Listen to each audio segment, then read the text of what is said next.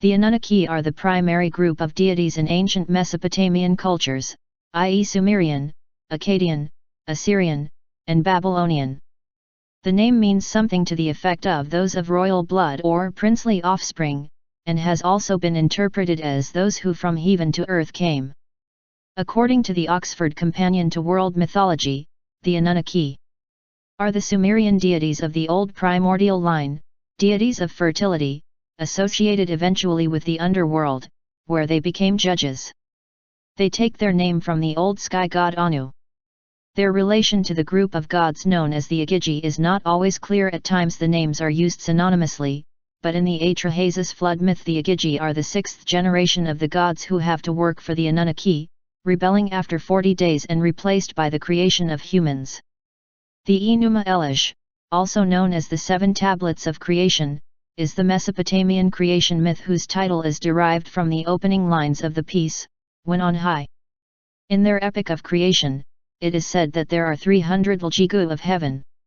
When the Anunnaki appear in the Babylonian creation myth, Enuma Elish, the late version magnifying Marduk, after the creation of mankind, Marduk divides the Anunnaki and assigns them to their proper stations in heaven and on the earth.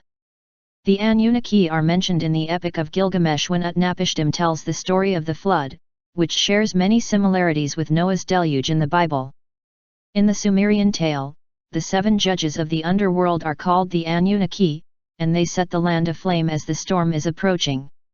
According to later Assyrian and Babylonian myth, the Anunnaki were the children of Anu and Ki, brother and sister gods, themselves the children of Anshar and Kishar, sky pivot and earth pivot, the celestial poles, who in turn were the children of Lahemu and Lamu, the muddy ones, names given to the gatekeepers of the Abzu, house of far waters, temple at Eridu, the site at which the creation was thought to have occurred. In his book, The Cosmic Code, author Zechariah Sitchin writes, "There was a time, the Sumerians told, when civilized man was not yet on earth, when animals were only wild and undomesticated and crops were not yet cultivated.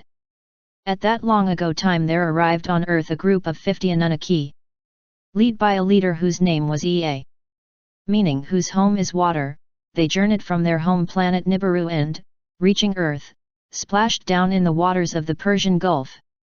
The time, 445,000 years ago. p.42. The story, one of the oldest, if not the oldest in the world, concerns the birth of the gods and the creation of the universe and human beings. In the epic, Ea creates Lulu, the first man, to be a helper to the gods in their eternal task of maintaining order and keeping chaos at bay. As the poem phrases it, Ea created mankind on whom he imposed the service of the gods, and set the gods free. Following this, Marduk arranged the organization of the netherworld and distributed the gods to their appointed stations. The poem ends with long praise of Marduk for his accomplishments. It is said that one reason they came to earth in the first place was to obtain gold. A complex mining operation was begun which later, after revolts, required human hybrid slaves as labor.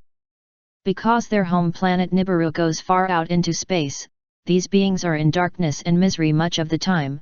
When they approach the sun again they delight in visiting our planet Earth with the feminine essence of the goddess so vibrant and living upon her. There is evidence of these visits, including sexual encounters and hybrid offspring, throughout ancient history, particularly in the Sumerian culture. It is written that when the Anunnaki visit our planet they interfere with its natural rhythms and nature. Being more technologically advanced with much longer lifespans, they were said to have genetically manipulated us in the distant past and considered us as their domesticated workers, or slaves, for their gold mines and to make their lives easier. There is a part in Genesis of the Grail Kings, written by Lawrence Gardner, which portrays the Anunnaki role in the history of mankind as parental and as teachers. The Sumerians believed that their main purpose in life was to serve the Anunnaki by providing them with food, drink, and habitation. In return, they were educated, trained in social skills, and academic affairs, and the products of this training are abundantly clear from their writings.